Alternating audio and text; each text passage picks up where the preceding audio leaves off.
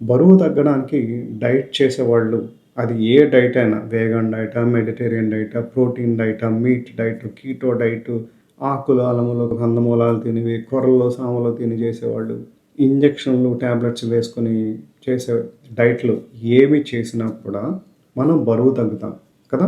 అక్కడి వరకు okay.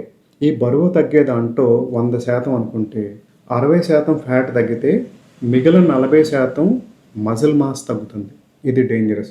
Fat మళ్ళీ ఎప్పుడైనా తెచ్చుకోవచ్చు. మనం తినడం ఈ మందు డైట్ చేయడం మానేసి మళ్ళీ తినడం మొదలుపెట్టామనుకోండి, ఎంత కావాల్సిన ఇంకో రెట్టింపు వచ్చేస్తుంది. కానీ మజిల్ రాదు.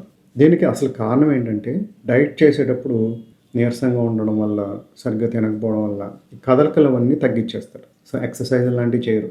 దాంతో ఏమవుతుందంటే మన బాడీ పెద్ద కదలికలు అవసరం లేదు అని అనుకుంటదనమాట. సో, ఫ్యాట్ లోపల ఉన్నదాన్ని అసలు ఆహారం సరిగ్గా తీసుకోకపోతే ఏమవుతుందంటే మనకి కార్టిజాల్ స్ట్రెస్ లెవెల్స్ కూడా పెరుగుతాయి. ఈ కార్టిజాల్స్ లెవెల్స్ పెరిగినప్పుడు ఏం చేస్తదంటే గ్లూకోనియోజెనిసిస్ చేస్తదంట. అంటే గ్లూకోజ్‌ని అందించడానికి. అది ఈజీగా కష్టపడకుండా ఉండే మెకానిజం ఏంటంటే అక్కడున్న గ్లైకోజన్ కండరాల్లో ఉన్న గ్లైకోజన్ తీసేయడం. ఇంకా కండరాలని కరిగించి గ్లూకోనియోజెనిసిస్‌కి ఉపయోగించి గ్లూకోజ్ తయారు చేయడం. ఇక ఫ్యాట్ మాత్రం ఉంచుకుంటది. ఎందుకంటే మళ్ళీ స్టార్వేషన్ అప్పటికే ఆహారం లేదు. ఇంకా ముందు ముందు ఏమన్నా ఆహారం లేకపోతే మళ్ళీ ఎలా అవుద్ది అనే ఉద్దేశంతో ఆ ఫ్యాట్‌ని మాత్రం లోపల ఉన్నదాన్ని కదలనివ్వకుండా ఈ పైపైన అక్కడిక్కడ ఆడిచ్చేస్తదనమాట. దాంతో మజిల్ మాస్ బాగా తగ్గిపోద్ది. దీన్ని మనం కంట్రోల్ చేసి మనం మజిల్ మాస్ తగ్గకుండా ఉండాలంటే ఏం చేయాలంటే కార్డియో, రెసిస్టెన్స్ ఎక్సర్సైజ్, యోగా. స్ట్రెస్ రెసిస్టెన్స్ ఎక్సర్సైజ్‌లు అంటే బరువులు వెయిట్ లిఫ్ట్ లాంటివి కొంచెం చిన్న చిన్న వెయిట్స్ కానీ డంబెల్స్ ఇలాంటి వాటిని చేయడం.